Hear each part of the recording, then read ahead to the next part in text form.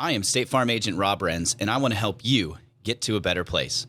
Visit us online at ilminsurance.com. That's ilminsurance.com. Like a good neighbor, State Farm is there. Welcome to the Veteran Business Collective podcast. I'm Chayse Roth, and we are back for another episode. Joining me today is the one and only Matt Mylott. How are you, Matt? I'm good. Don't good to see you, sugarcoat it, Matt. How are you for real? Well, I'm glad that I got reminded that I was the first guest of the day today on the VBC podcast. Yes, you were. Which we just talked about last night. You were diligently working away. We were 5 minutes into our scheduled time, and I guess I got lucky that you decided to come down to the studio to do your work today. Otherwise, I'd be sitting here by myself. Yeah. So. And it's Apple's fault, right? Is what you've No. I was just venting about something else. I'm not the biggest Apple fan, but no, you guys are. I am. Yeah, I am. I'm not a fan of what they charge for their products. Yeah, no, I'm not either. Do you have the little Apple sticker, the little family of stickers that you put on the back of your car, where it's like the big apples? Absolutely not. No, okay. I have no stickers on the back of my car. You have a very clean truck. There's nothing on it. Okay, that's what really drives me insane is people. When I see the stickers on the back of cars, it's like people are like, I mean, I put like one or two stickers on my car, but they have like deep significance, and it's like an apple. It's like, what? I mean, does your family identify? Is that part of your identity or your family culture? I guess I never really understood any of those collections of stickers on the backs of cars, right? Like, if it's a work car, it makes sense to advertise your business with some stickers or maybe support somebody else's business, like a friend or a loved one. But to just, like you said, have all these stickers on the back of your car, what are you trying to communicate to everybody with that? Well, and why? And why do you care to communicate that to a bunch of like random strangers on the street that you don't know and they don't know you? You just want to make sure that they know you love Apple? Yeah, and it's like, really, that's a priority in your life? Or it's important for all the strangers on the street to know how many kids and dogs you have in your family. Now, I will say that we're going to get all kinds of hate mail from everybody that's got all these stickers on the backs of their cars. Dude, the common thread, though, of people with a ton of stickers on the back of their car is, aren't they typically a little off? And they're always charged either politically or socially. They're always, yes, yeah. It's either like a gun-toting, red flag-waving Republican or Realtree with a Glock sticker and everything else, or you've got the other side with the coexist. And PETA and all the rest of it, right? And the whole back and quotes from Gandhi. The first one it'll be a pickup truck, and it'll be Realtree, Ducks Unlimited, Glock. Maybe an AR-15. And it'll have a multi-hitch that you can pull out and change the ball size. Yeah, and it'll have an American flag somewhere on it. And then you go to the other side, and it's like a little, usually not even a Prius, because it's usually like something old and beat up, like an old Geo Metro or something. Yeah. And the whole back will be canvassed, and it'll say coexist. Or an old crappy Subaru. Yeah. Yeah. Yep. Exactly. It's crazy. And totally charged one direction or the other. And then, you've got me in the middle that just... I don't need stickers. But speaking of stickers, I had something I wanted to talk about right away today because of my drive over here. I got behind a Wave Transit bus, and they sell advertising space. Mm-hmm. Yeah, they do their wraps and stuff. Yeah, to local businesses. And given that you're a marketer or marketeer, or what do you call yourself? A market man. Market man. I just made that up. Matt the Market Man. I'm the Matt the Market Man Mylott. It's got a ring to it. Yeah. It's got a ring to it. That could be a T-shirt, maybe. But so they sell advertising space on these buses, and I was behind this bus. It actually crossed 4 lanes of traffic to get in front of me, so it was meant for me to see this ad today so we could talk about it. It was for a well, first I'll say what their tagline was and see if you can guess what kind of company it was. So it's got a big American flag, and it says, "We proudly support and service our veterans." And this is the Veteran Business Collective podcast, so, I mean, all this is just too coincidental to not talk about it today. What do you think the service is that this advertiser provides? So it's on the back of a Wave Transit bus? Yep. And the whole message is about supporting the veteran community and servicing veterans. What do you think they're selling? What do you think they do? Give you 3 wild guesses, and then I'll do the big reveal. Okay, so one of them would be Disabled American Veterans. Nope. That org. Okay. Finance, like banking, home lending. That's a good guess. No.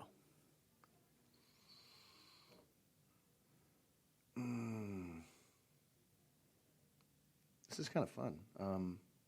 Those are both very good guesses because you do see a lot of that. You know, like the New Day USA ads, get your home refinanced. Yeah, all yeah, that yeah. stuff. Some admiral is always on there talking about it. HVAC.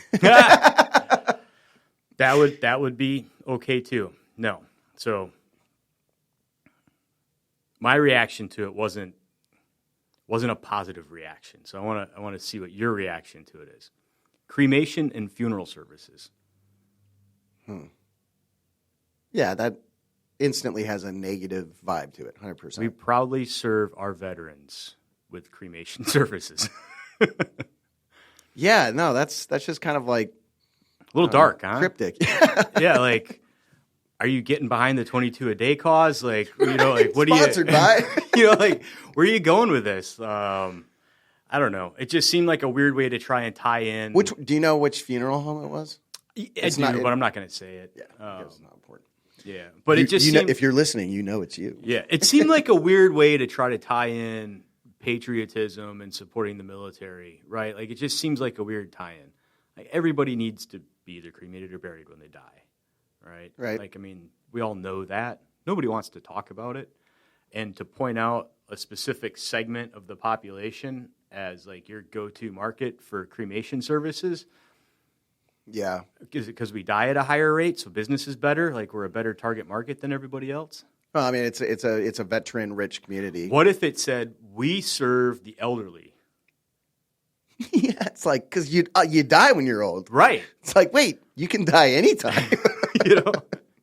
Proudly serving the 65 and older community. Right. I mean, like, I don't know. We're probably putting way too much effort into this conversation, and I tend to overthink things. But I saw that piece of marketing, or advertising, rather, this morning, and I'm like, I don't like what that makes me think when I see it. I don't know if they're communicating the message they hope they're communicating with that. What do you think? I mean, so devil's advocate, I'm envisioning maybe this funeral home is known to put on really, like, I don't want to say fantastic, but like really good memorial services for veterans. Okay. Like, there's an angle I hadn't thought of. You know, maybe. See, I went immediately dark with it. Like, oh gosh. There's not a whole lot of light. Veterans are all over here offing themselves at the cyclic rate. So this place has like figured out how to capitalize on that. I'm like, that's a little dark. No, I mean, you bring up a point because you got me thinking about it, and I feel very often that there's a lot of brands, companies that it's like, what's the word I'm looking for? Where it's just like, it's like their token deed. Like, oh, we serve the veteran. You know, it's just like, right. But what does that mean? Mm-hmm. Yeah. You know, and then I'm the type of person, and I've kind of gotten over it, but, you know, I would, like, for the first 5-10 years after I got out of the military, I would ask, oh, do you guys give veteran discounts or whatever? And I used to get so butthurt when I would be at businesses that would be like, no, I'd be like, oh, roger that, okay. And I would say it just like that.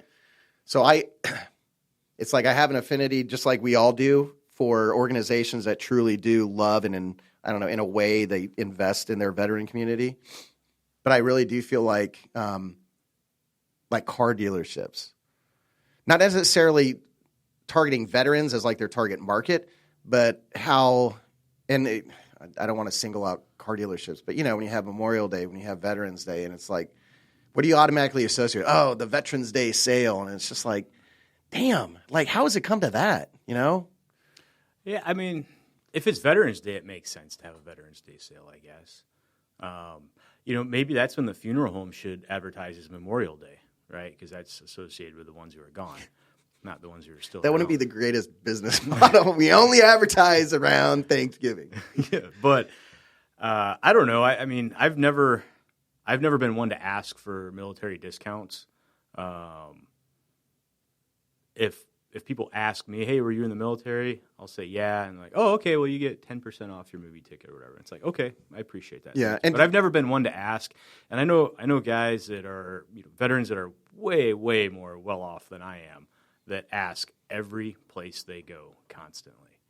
And if they give a discount to vets. Yeah, if they can get a military discount. And I'm just like, one, you don't need a discount, right? And these are all businesses that are trying to make a living just like the rest of us, right? So I don't know, maybe part of me, maybe that's the small business owner in me coming out too, that, everybody thinks that you've got room to just give away another 10% off your margins, when a lot of times 10% is the margin.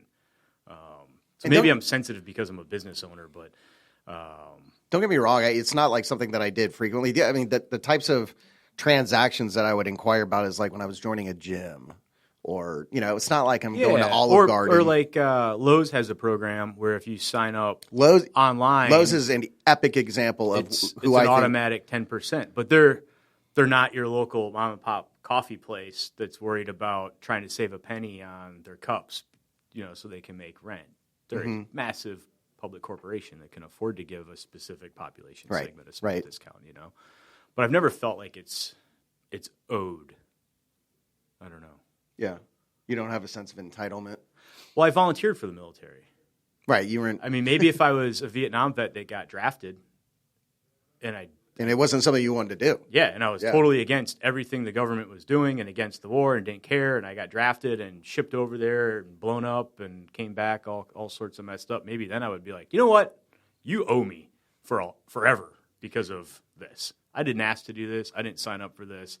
I was forced into it, and you owe me. Like, I could see that. You just described Born on the 4th of July. Remember that movie with Tom Cruise? That's an old one, yeah. But like what you just described was like exactly that story. It was one of the most depressing movies I've ever seen. Deer Hunter's up there with it. I haven't seen that. Oh, really?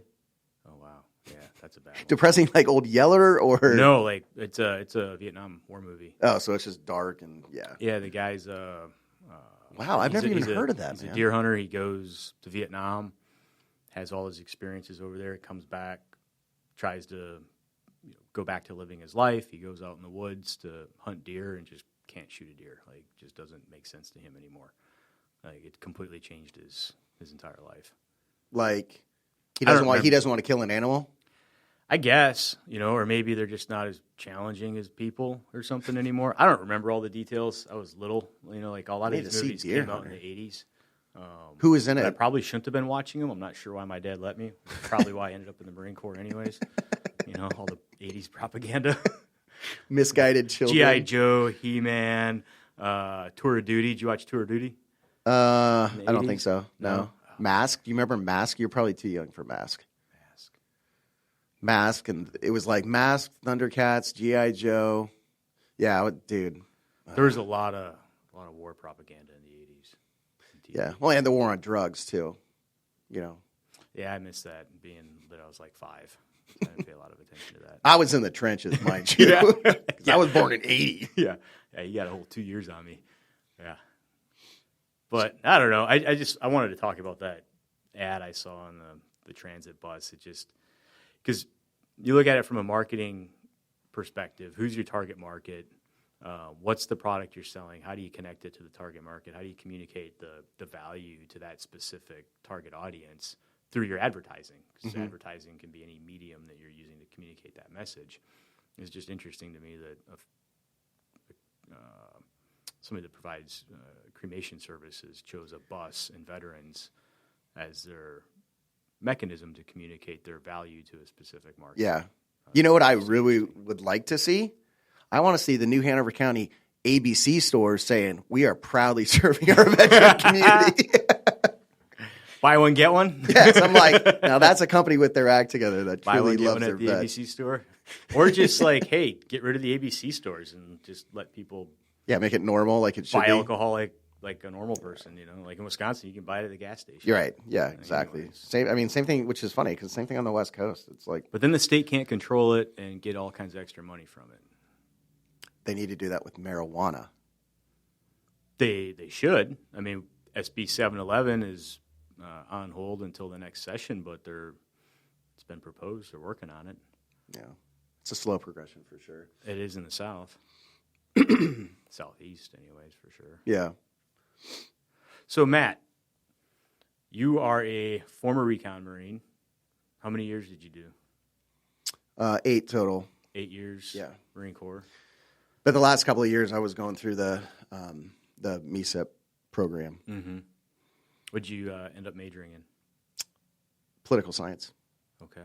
I love political science. How's your political science career been since then?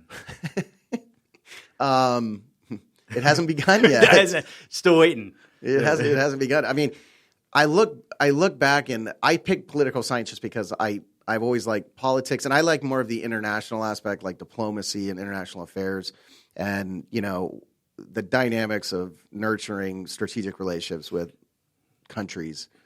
So somebody with a political science academic background, I don't know if you have time to pay attention to current events today, but what's your perspective on what's going on with Russia and the Ukraine and NATO right now? I mean, are we going to war again? Really? Like, we just got to Afghanistan like 6 months ago. Are we going to war again? Yeah, I don't think so. I don't think the U.S. would. I don't think. I mean, I think it would be anarchy in the United States if it turned into a large scale operation with U.S. service members. But I mean, I haven't seen a single action or initiative that's been taken by the current administration internationally that has done anything positive. I mean, in my eyes, I feel like, and to an extent, Trump kind of exacerbated this, but it was all through his personality, right? That's what got him into trouble 99% of the time. But I mean, we're at the point now where it's like the U.S. is just the laughingstock of the world. That's my perspective. Yeah, I agree. Because it's hard to say. So this is the first time we've gotten into politics too much on this podcast. Not sure where to go with it. Sorry, I know, right? I'm like, let's just start over. No, we should be able to talk about it, right? But everybody has their own opinions. Trump took a very forceful position internationally. Yeah. Like, hey, allies, pay your bills, contribute to NATO, like you signed in the treaty that said you're going to do for the last 70 years, and you haven't been contributing the X percent of your GDP like we have. Like, pay up, right? And that, of course, if you've been getting by with free lunches and now you're told you got to pay for your lunch, is going to upset people, right? So I guess I can see that. And then also taking a tough stance on some of our, not our allies. I wouldn't call them outright open enemies, but taking a more, instead of just the status quo, like it has been. Hey, we're gonna take a stronger position on certain issues. Mm-hmm. But also he opened up to people that are enemies. He's the first president to meet with a leader of North Korea. No one's ever tried to bridge that gap before. Yeah. Everyone's always just ignored it and hoped it would go away. Yeah. So I don't know. I mean, it's like his personality was rough, but I think a lot of the friction he caused overseas was because he just didn't follow the status quo. Good, bad, or indifferent, he just upset the current status quo that he owned it from day one. He said, "That's exactly what I'm going to do." Yeah, And now we've got a guy that can't string sentences together at all, which. If he can't string sentences together with English-speaking Americans, what do you think his call with Putin sounds like? Right. I remember. I mean, I can't imagine what that would sound like. I heard a couple months ago, I think Biden was in Italy, and he went to the Vatican, and he was in a meeting with the Pope. And the translator for the Pope was like trying to articulate what the president's saying and turning it into Latin or Italian, trying to whatever. Guess at what he might have meant. Yes, and the poor guy was like struggling, like, I don't know what he's talking about. Something about ice cream and naps. I don't know. Oh, so true. But I will say, and I don't want to harp on it because we've talked about it a ton on various different platforms. But Afghanistan, just the pullout in August, I think epitomizes what America looks like to the rest of the world right now. Oh, yeah, absolutely. Yep. Yeah, total debacle. Yeah. Unavoidable debacle. Yeah, absolutely. Yeah, we've talked about that on a couple different occasions. But that's a good reference point for what our current reputation is probably like internationally. Yeah, Like, 100%. I agree. You can't trust those guys. Right. And I mean, I've always been a fan of speak softly and carry a big stick. As far as your leadership style, it's like hands off, let people live their lives. But if they step out of line, we're going to come down with an iron fist. I think Israel politically is a pretty sound example of what I would feel like would be more ideal. I mean, with how conservative Israel is, diplomatically, they don't play. I mean, I don't want to get super political, but the way they respond to offenses is, I mean, I feel like that's how we should respond. Yeah, it's like if you're gonna kill one of our people, we're gonna go find 100 of the bad U's and we're gonna kill them. Yeah, it's usually a pretty strong deterrent in most situations. Right. And on that note, if it ever gets super, super bad in the United States where, like, me and my family don't have the well-being of living our lives the way we want to, I will move to Israel in a heartbeat. And I've said that for years. I mean, I literally would move to Jerusalem or Tel Aviv in a heartbeat. Yeah. But, I love living in the United States, man. I love living here. Me too. I can't picture myself living anywhere else. Visiting, yeah, but living, like country or like actual Wilmington? Country. I can picture myself living all over the place in the United States.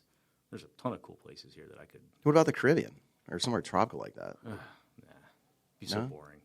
Indonesia, the Maldives, Tahiti. Nah. Visit, yeah. Go spend a week, be great. But live there? I don't think so. Not me. I'm gonna go up to Duluth. I'm gonna watch the ships come in through the ice. Oh man. So political science career never happened after college. Dude, and it's funny because when I was trying to determine what I was going to major in, because the whole reason I was even going to college was because I wanted to go back in the Marine Corps and I wanted to fly. I wanted to be a pilot. And my OSA, my officer selection officer, was like, dude, just go poli-sci. He's like, dudes that want to fly, go poli-sci. And that was like a thing. And I was like, rhymes?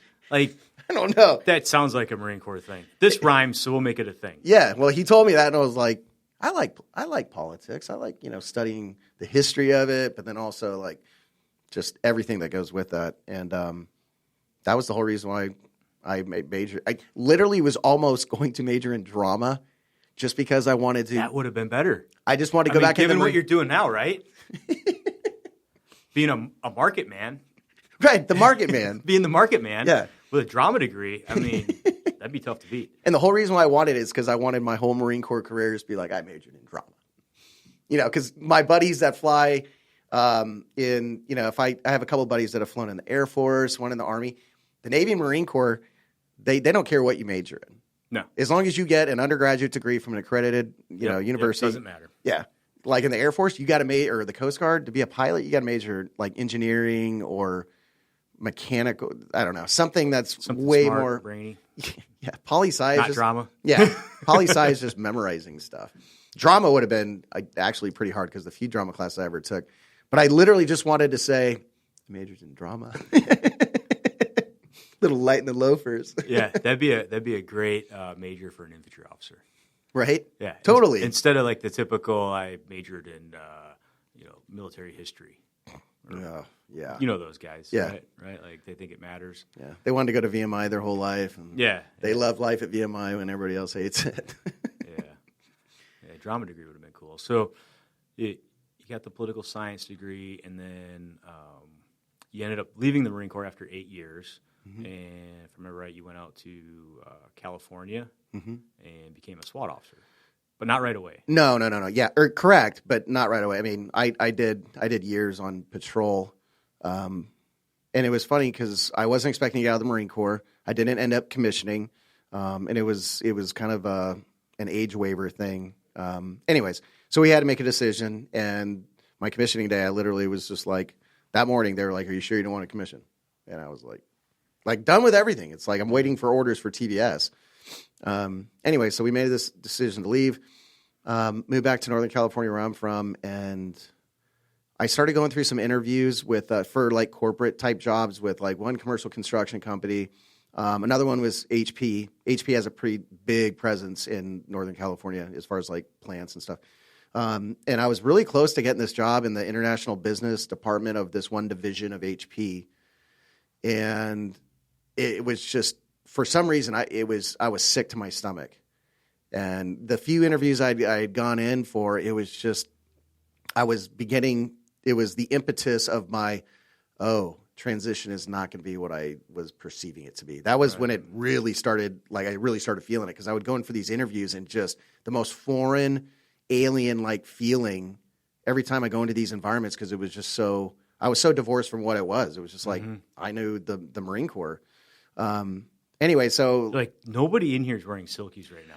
Yeah, I haven't had a meeting not in Silkies in like 8 years, and nobody here is wearing Silkies. Right. I can't take any of you seriously. Right, yeah. And I totally agree with that.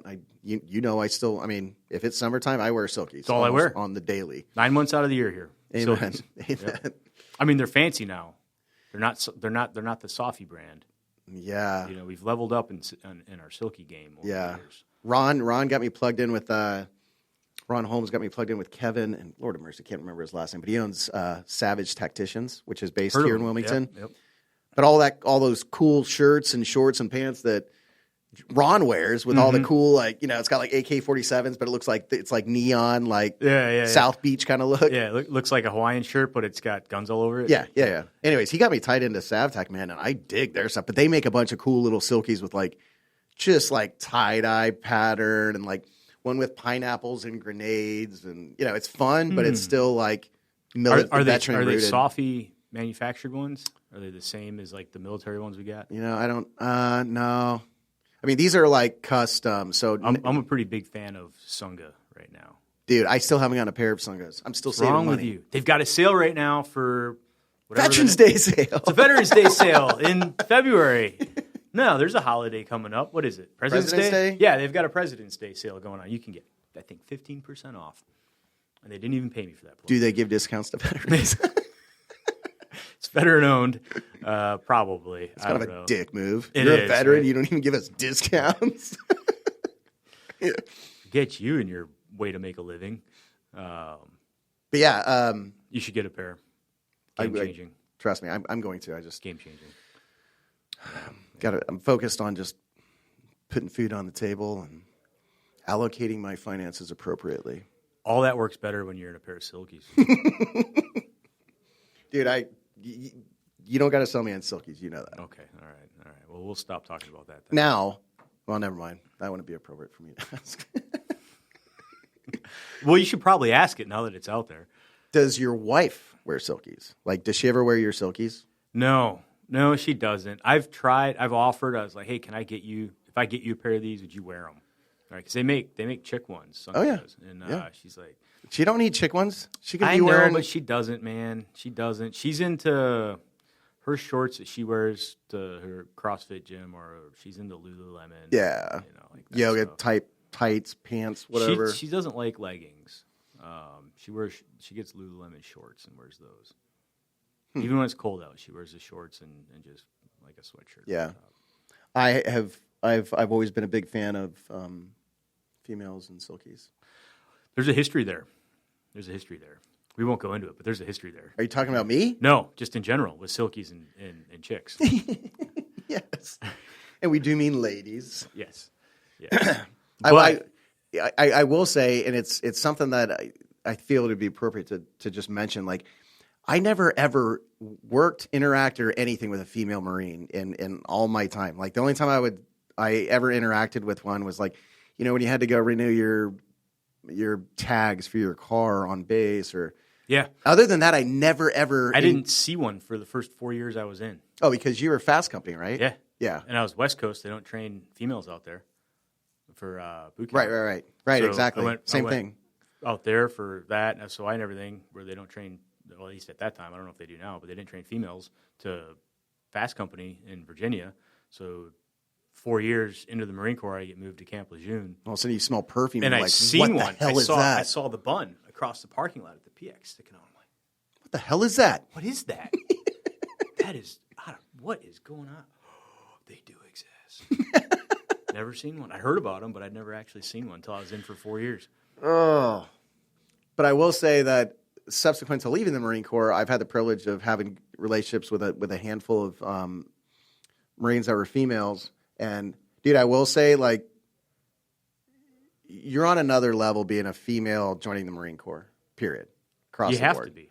Across the board. Yeah, you have to be. And then even more so, especially, and I saw this, I mean, just at Quantico,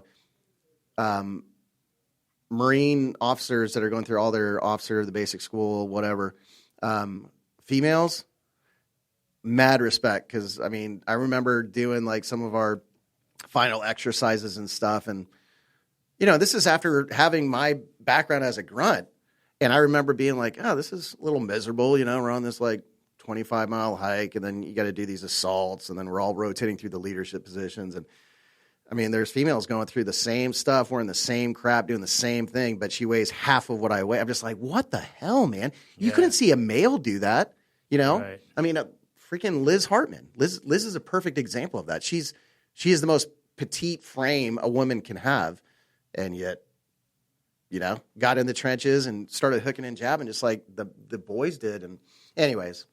Yeah, things changed a lot since then. I mean, my last 8 years in, there were a lot of female Marines in all kinds of units. Not like when I first came in, they weren't even in support roles in the infantry units. Right. Like, you Yeah, didn't even find exactly. them in the S shops. Yeah. It's like, hey, Now- what are you doing in here? Yeah, Turn around and walk out. Now they can be in your platoon. Right. It's completely different. But so having since that time been able to come into contact with a lot more of them, dude. To your point, man, I've met plenty that can absolutely embarrass me in the gym and embarrass me on a run. Yeah. Like, absolutely just embarrass me. Not that I'm some kind of PT stud or anything, but everybody's attitude has always been, oh, they're not capable. They can't do the same thing a guy can do. Right. I've met plenty that can absolutely do everything that I've done. Wasn't there a woman that recently graduated? She was the first female graduate from IOC. I don't know. I want to say like a year or two ago was like the first female that had. I know they didn't have a successfully- lot of success with that for years. They kept putting them in the course and just like washing out or getting injured. right. IOC's just it's tough. Yeah. From what I hear. Like, Yeah, I mean- the amount of weight they make you carry is crazy. Like I heard stories of And when you're 110 femurs pound, snapping trying to carry that kind of weight on marches and everything. But I don't know. I haven't really followed it in a while since I've been out. You know. yeah, it's funny because I hadn't thought about the whole male female military service thing for years, and then I was hanging out with Kyle Phillips, who's an actively serving colonel who's been on Signal Fire Radio before, been to VBC. He and I were hanging out one day, and he was just like, dude, there's no MOSs that a female cannot try to get. Like, there's no fields that, and I was like, it was total news to me. I was like, what? Since when? Yeah. He's like, dude, they did away with that, like, I don't know, years ago. Yeah, we're dinosaurs. I'm just like, what? Yeah. Yeah. I could say a lot of things, but We're dinosaurs, dude. We don't understand anymore. we had black boots. Yes, I did. You know how to polish boots, son? I did for like 2 years. I was really good at polishing them. Unfortunately, that's something I can claim. Oh, and I always hated when we wear black combat boots in the field because we were always in the swamp, we were always in the water, always in the ocean, and like the leather would just, because it was like the black boots were like polished leather, and like the ones we have now are. Why did we not make these all along? The raw hide kind of. Yeah. But I used to hate it because my field boots would always just be the leather would be so unhealthy because it gets wet, dry, it's cracked, and I felt like I went through boots like it was going out of style because in Lejeune you're always wet. You just always are. Yeah, even if you don't go in the water, you're wet because you sweated through everything you have on because it's 90% humidity and hot. Yeah. And you're outside exercising constantly. Yeah. So yeah. So you decided not to go the corporate route because it was sitting right with you. Yeah, but this all happened very, very quickly, and I didn't know why. I was feeling this way, but I was starting to connect the dots of, okay, there's something to this. I have stuff I got to process through or whatever to like reassimilate and thrive in this side of life. But I started thinking about law enforcement, which is funny because it's something I always despised of. When I was actively serving, I would talk to, my friends, what are you doing when you get out? professionally, and sometimes it'd be like, I'll probably go become a cop, and I was like, dude, don't become a cop. That's so lame. Don't. It's like, no, don't do that. Go be you. Well, I found myself saying, well, this would be a good career. First responders on the West Coast get paid really well, as they should everywhere, but unfortunately that's not the case. That's probably one of the only things that the government in California does well, is take care of their first responders. So I knew if I pursued this career, I mean, you get paid very well and you have a very great lifestyle. That's good. So like overnight, I just decided I'm going to go become a cop, and did a little bit of research. Lame. Yeah, man. You want to talk about lame, dude? It's being a Marine Corps veteran and then going to a police academy that's got probably, I think we started with like 40 and then we graduated with like 25 or something, but like most of them are 21, 22 years old, because you have to be 21. You can't go through the police academy. And that was just like the PT was just like, what are we doing? This is so silly. 10 push-ups? Really? Mm-hmm. I will say that our PT instructors, they would smoke us pretty well. Yeah. Like, oh yeah. I remember sitting there in the lean and rest and I remember just shaking. I'm like, oh, this is pretty good. But so became a cop, worked for the sheriff's office in Sacramento. And then I spent my first four years, I think, on patrol. And then an opportunity came up. Some vacancies were on the SWAT team. And I just tried out, and SWAT is not at all what general public thinks it is. They everybody thinks it's nothing but kinetic, dynamic movement.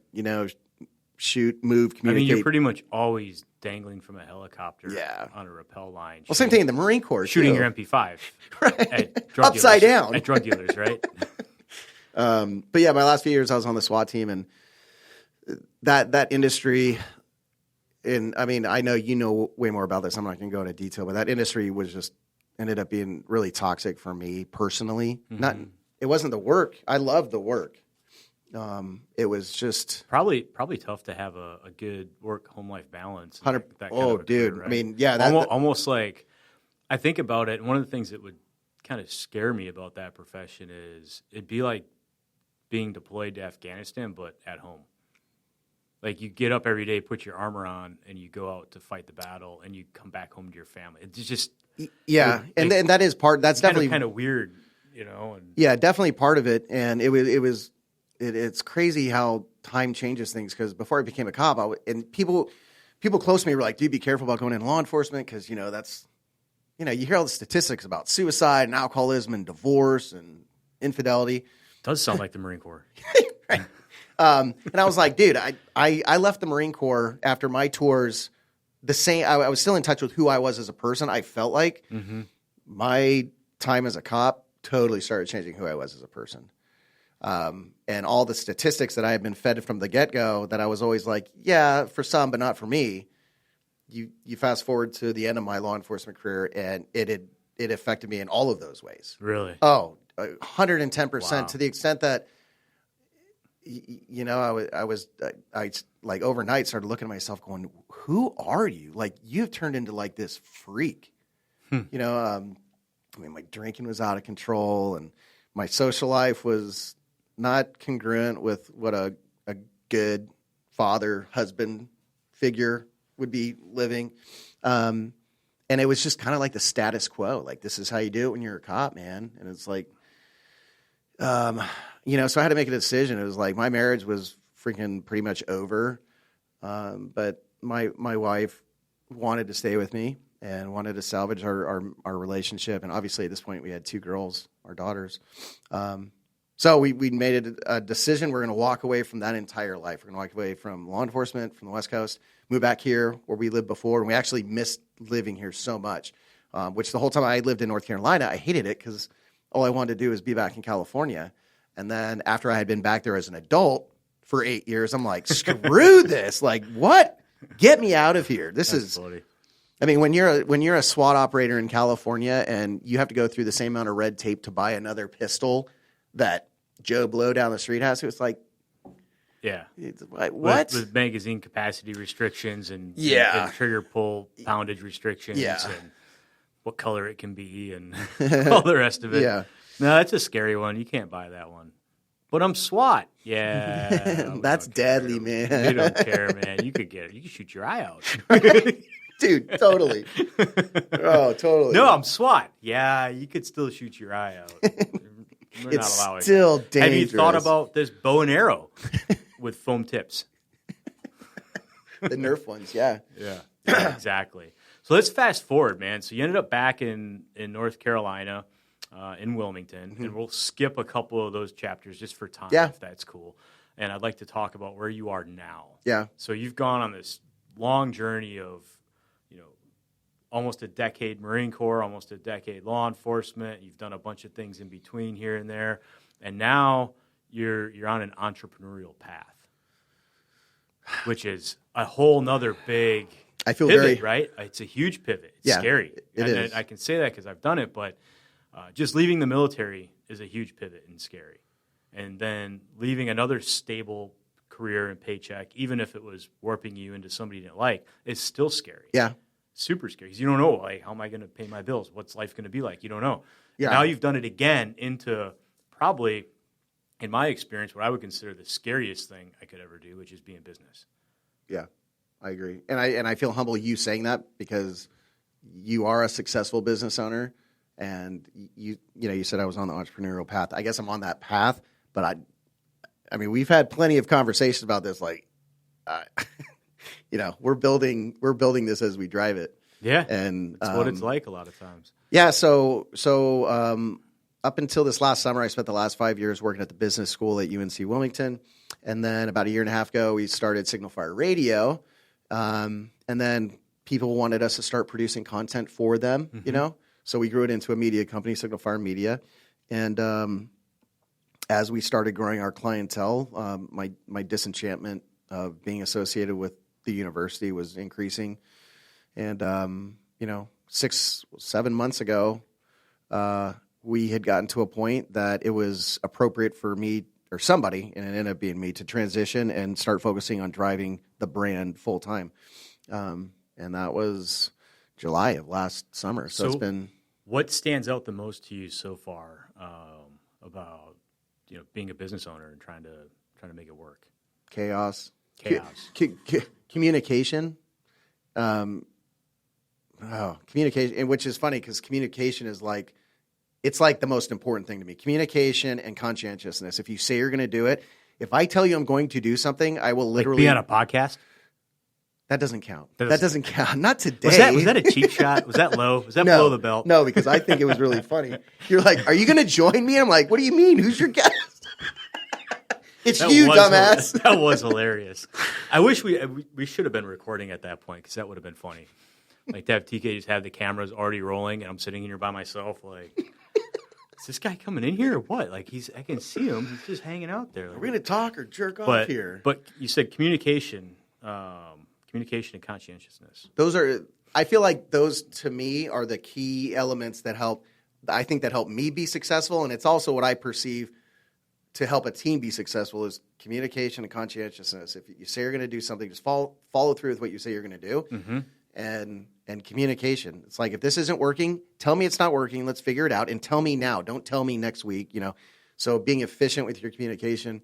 But it's so chaotic. And it's like when I looked at it, back in June, the day before I started working with Signal Fire full time, I had this perception of, well, I'll dedicate this much of my day to meeting with people and then I'll dedicate this much of my day to researching the market and really navigating, key stakeholders I want to engage with. And it then just like... Then you find out your world's on fire 24/7. In a way, yeah. In a way, I mean, it certainly feels that way. And I know from the outside, you're just like, dude, calm down. Everything's okay. But it is for me. It's chaotic and it's intimidating when, I got a friend, Chris, here in town who's part of the Wilmington Network, works for Adam Shea, the CPA. And, he's been working with us. They're doing our accounting. And, he's asked me for these documents and blah, blah, blah. And it's like, it's so intimidating because I'm like, dude, I can't, what?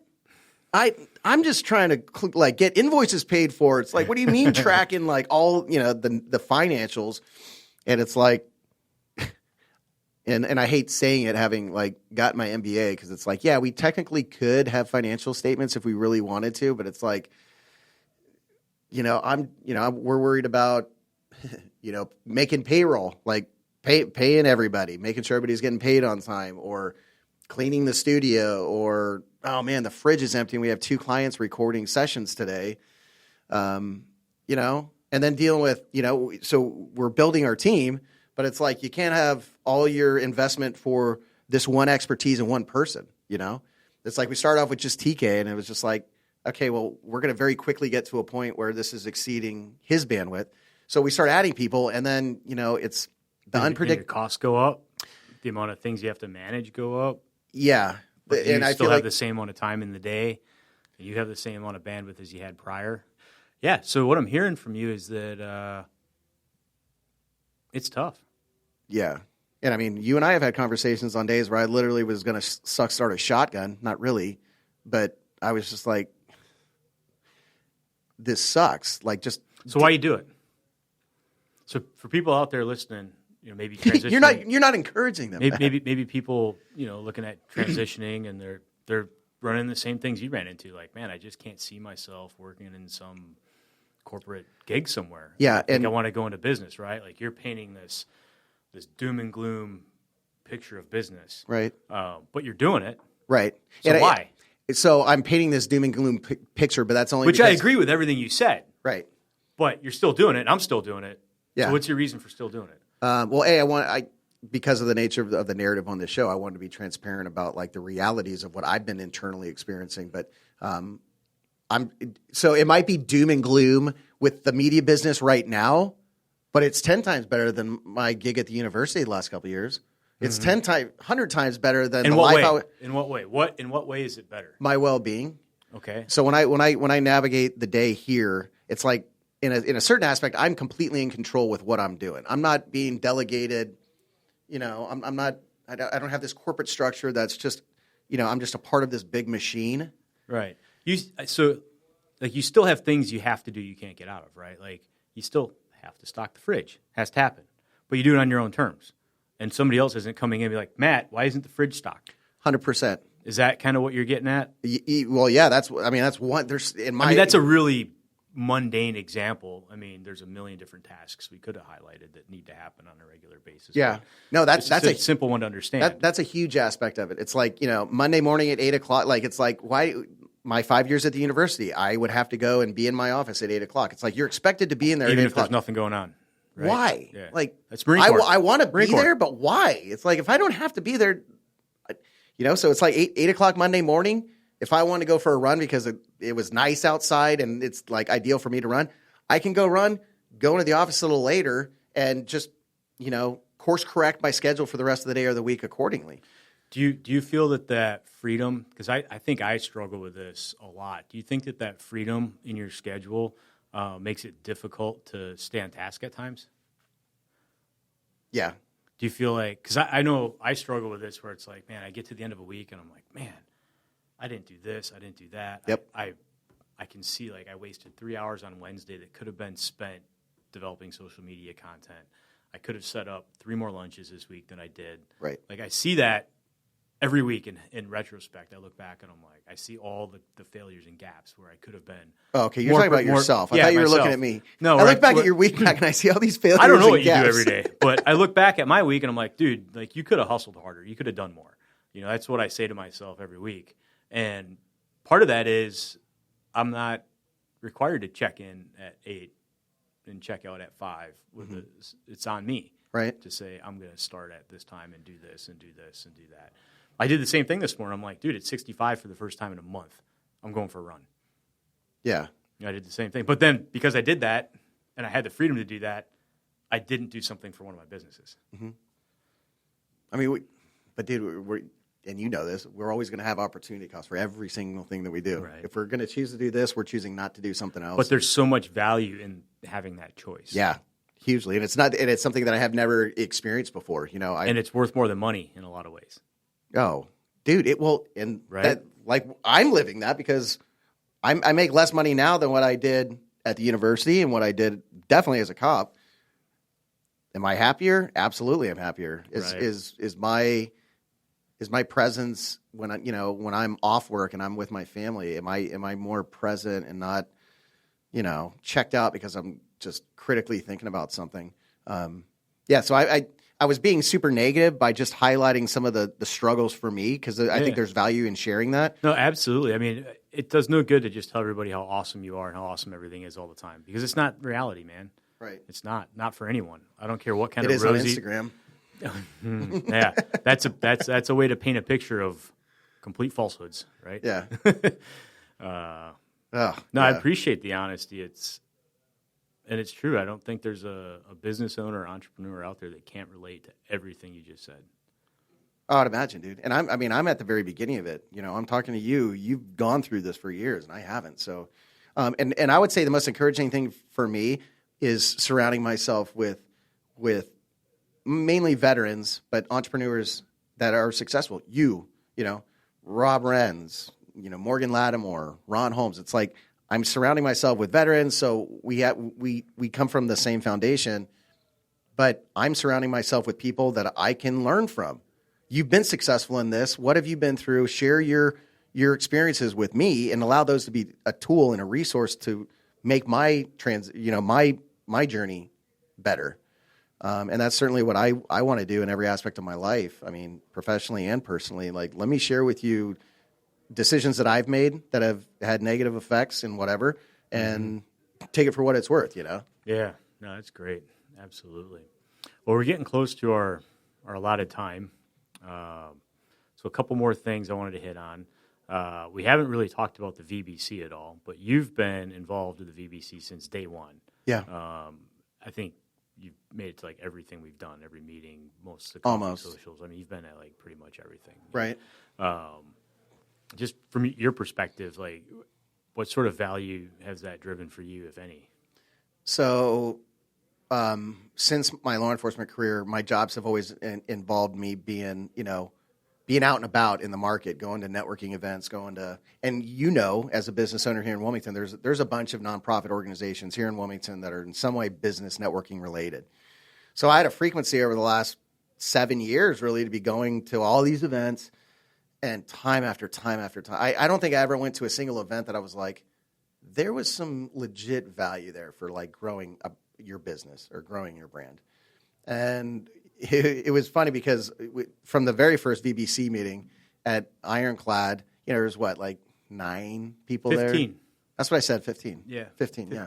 Well, people brought significant others with them. Well, there was probably a couple of bartenders in there too. I didn't count the bartenders, but there was 2. But from the very first meeting, and I don't know, it may have been because it was at Ironclad. I think Ironclad is an awesome brewery. I don't think it's a good venue to be hosting any sort of speaking engagement. If somebody's been holding a microphone and on a stage, the acoustics in that building are horrific. So I just don't like they don't have a kitchen. So if I'm going to spend all that Feed me. work and then go to a networking event for 2 hours immediately after work, I want to be able to get a burger or something. no, that's a great point. Otherwise, I love that space. Dude, so we had the first meeting, and I just had this kind of like, and it wasn't anything negative about anything. It was just kind of like a first coming together, and nobody really understands what. We had no we're idea gonna what do. we were doing. We were Yeah. socializing it. Okay, we're all here now. What do we do? Yeah, and Do we do it again? right. And man, now it's been what 13 months, 14 months. Yeah, November was 12. So yeah, 14. Dude, like fast forwarding to now, it blows my mind every single time. It's a week hasn't passed in the last year that I haven't met somebody almost probably every week that is a newcomer to VBC. Hey, I'm transitioning out of the Army, Navy, Air Force, Marine Corps, Coast Guard, or I have already and I own a business. And so my network's growing, but then just bearing witness to the momentum that's being gained from connections made at VBC. I mean, you're an example of that. You've had business ventures that have sprouted from connections and conversations that happen at VBC. I've never seen that at any of the networking events I've been to. None of them. Right. Yeah. The speed of trust is a lot faster, I think. Totally, because of the shared background. Yeah, man. It's like if I just met you and you're not a veteran, it's just like the jury's out a lot more than if It's going to take a lot longer to Yeah. get comfortable with somebody. Yeah. I mean, There's plenty of veterans that I'm not comfortable with too, though. Right, but that initial extension of trust is there. Yeah. Whereas in other places, it might be more, show me why I should trust you. Right. Whereas in our group, it's like, show me why I shouldn't. Right. Yeah. That's a good way to put it. And it's bit me in the butt, and I know it's bit every veteran in the butt. Like when you. Every group has their 10 to 20% of a-holes, right? Yeah. Well, I'm just talking about like I became pretty stable and just functioning in my daily life like that. Like, no, I'm going to trust you because we're part of this team, and until you prove otherwise. And it's like you can't hold on to that the same way you did in the military when you're in your, when you get into business. Well, because now money's involved, and that changes everything. That's true. Can, right? Can, anyway. Well, that's good to hear. And, I do survey people in a very unofficial capacity as far as, like what the VBC has done for them revenue-wise, because that is a big part of it, right? Like we're helping each other grow our businesses in order to accomplish our mission of elevating the lives of veterans. Economic stability and success is a big part of that. And I think we're over $3 million at this point. And really? Yeah, in revenue generated in the first 14 months here in Wilmington. Dude, that's so rad. I love hearing that. Yeah, it's a big number. It's a big number. It is. I mean, especially for Wilmington, that's a big number anywhere. Yeah. I made a point in the last couple of months to have some conversations with people because no one wants to talk about their finances. No one wants to say, "Oh, I made this much money or I did that." So, but one-on-one, privately, no recordings, no notes, just kind of fielding it that way. It seems like we're probably over the 3 million mark in the first 14 months. So business is happening. So that's pretty cool. Now, would you say it's more of like new ventures starting, or is it more of like referrals? Mostly referrals, I think. Yeah, mostly referrals. I mean, if a new venture starts there, I guess you could contribute or allocate any of the revenue to the VBC because they wouldn't have existed if they hadn't formed through the VBC. Right. So, by default, you could kind of lump all their revenue into that figure if you wanted to. But no, just referral business. And it's small stuff like with one of my businesses, Sano, we do jobs that are $100. I've gotten referrals where I've done jobs that are $75 for other members. But then you have folks in there that their transaction amounts are way higher. If you're a realtor and you sell a house for $500,000, that's $500,000 in revenue that wasn't there prior to. Right. So we have all kinds of different folks in there. We have people doing land development, people doing construction, general contractors. Those are some high ticket. And another thing, another thing of value to me before we wrap up with VBC is that people that dudes are. I say dudes because it's mainly dudes, but I'll make connections at VBC. We're veterans, so we have that. We have that connection already. And then before I even really get to know these people, like they're trying to refer business to me. Like, dude, I want to push you guys to this company. And it's like, it blows me away. Like Mark Arrington, perfect example of that. Tim Howard, perfect example of that. Ron Holmes, perfect example of that. And it's like they want you to win. Yeah. And they want to help you win. And it's so foreign. It's so but it's so like everybody's awesome. Always all guarded and worried about their little piece of the what's pie. in it for me? What are you going to do for me? And, And that's what I like about it, is everybody's, how can I help? What can I do for you? Yeah. And instead of, help me, here's my card, call me, when you need me. Because nothing rubs me the wrong way more than when somebody meets you. Like, you're just meeting somebody, and within 30 seconds, they're giving you their business card. It's like, don't be that person. Either freaking talk to me. If you're doing a speed dating session, that's one thing. You got 30 seconds. Go. Yeah, I went to a chamber event last night, which was really cool. Because it was at... which was really cool. It was at the Pause for People compound. I don't know if you've been out there, dude. Their campus... Kevin's told me about it. They've got a village, bro. Yeah. A gated village with paved roads and houses and buildings, and it's insane what they've got. I was expecting I'd drive up and it'd be like a cinder block Humane Society type building with a fence. Looks like a dog pound. That's what I was expecting. I'm like, they train dogs. I was expecting no, like wrought iron fenced in automatic gate, their own whole system of paved roads, and training I've heard about it. I haven't facilities seen and it. hotel spaces and houses. I'm like, they got it going on, dude. Like, it is awesome out there. But I had the same thing. Talking to somebody, another person comes up. Oh, hey, my name's Joe. Here's my card. And then they walk off, and you're like, yeah. Don't be that guy, man. Come on, man. Hang out for a minute. But all right, so we're gonna wrap it up. I feel like we could probably just keep going all afternoon, but Shane's been here for like a half hour waiting for his session, so we should probably give him an opportunity. Yes. So the last two things I'll ask you is, if you were to drop one solid piece of advice on the table for anybody that might be listening, it can be business advice, from your entrepreneurial experience, career transition. You've transitioned careers several times.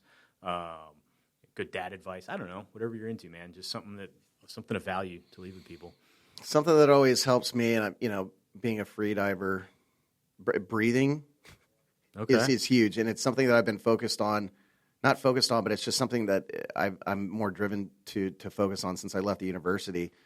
Just because it's been intense at times. It's like all of a sudden we have this fire I got to put out, and it's like I'm going up and down, and I've been out of that for a while, and coming back to my breathing, my breathing patterns, my breathing tables, and having a cyclic and consistent way of regulating your oxygenation, your carbon dioxide levels.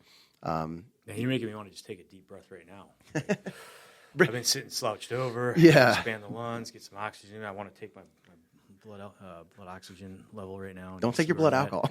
I'm going to up that later. Right. I heard one of our guests this afternoon has plans for that. So Bernadette Solar is a Marine wife, but yoga master, and she was recently a guest on Signal Fire, and we went through a yoga breathing pattern, and it was freaking epic. Yeah, like it's dumb, simple, but it brought me back to why I love breath hold, because there's so much amazing aspects and health values of being able to not only be conscious of what's going on with your blood and your oxygen levels, but how to address it and how to make it make your body as happy as it can be in this moment.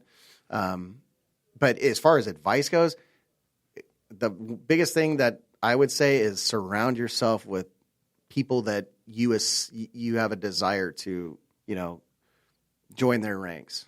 So like I'm surrounded, a year ago, it was like I'm surrounded by all these entrepreneurs and business owners that are veterans, and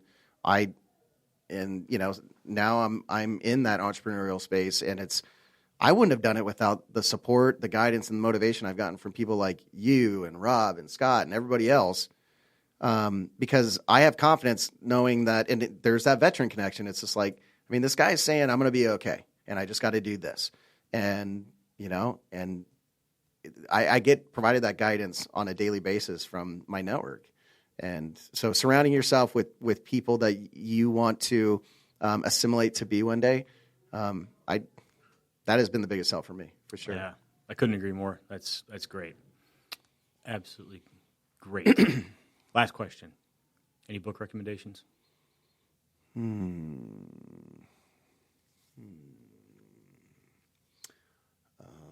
Like New Testament or Old Testament? I don't care. I like the New Testament. Which book's your favorite? Probably 2 Corinthians. No, but as far as books go, I don't know, Surfer's Journal? Yeah? I'm not familiar with that. Is it a book or is it literally a journal? It's a periodical, but it's a very high-end, the Surfer's Journal. Okay, it's a magazine. Yeah, okay. But it's like very poetic literature in there. But it's all like, they're on a surf trip and they're just writing about it, but it's high quality. Surfer's Journal is probably something I really enjoy reading. But as far as books go... That's good. And we've had people recommend magazines. I've never heard of that one. I didn't hear of the one that was recommended on one of our previous episodes. We've had people recommend like just straight up fiction, literature, because they enjoy it. Gives them a break from reality. No expectations. So if it's a Surfer's Journal, I'm good at that. I'm going to write it down because I want to check it out. Surfer's Trust me, Journal. every issue, and it's not cheap. And it only comes out I think it comes out every other month, but it's like the most beautiful surf photography and most beautiful surf trips, and it's like the respected journalistic periodical in the surf industry. Very cool. Yeah. Well, Matt, we are out of time. Well, dude, thank you for having me on, man. Thanks for being here. Thanks for reminding me. This was a lot of fun. I'm glad you made it. And who is today's guest? We'll just see. Whoever shows up, we'll just give them a spot. Well, shit, Matt. I don't know. Anyways, I appreciate it, dude. Yeah, man. Thanks. We'll see you. Thank you. Thanks for checking out the VBC podcast.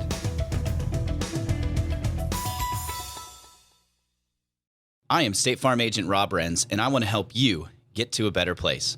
Visit us online at ilminsurance.com. That's ilminsurance.com. Like a good neighbor, State Farm is there.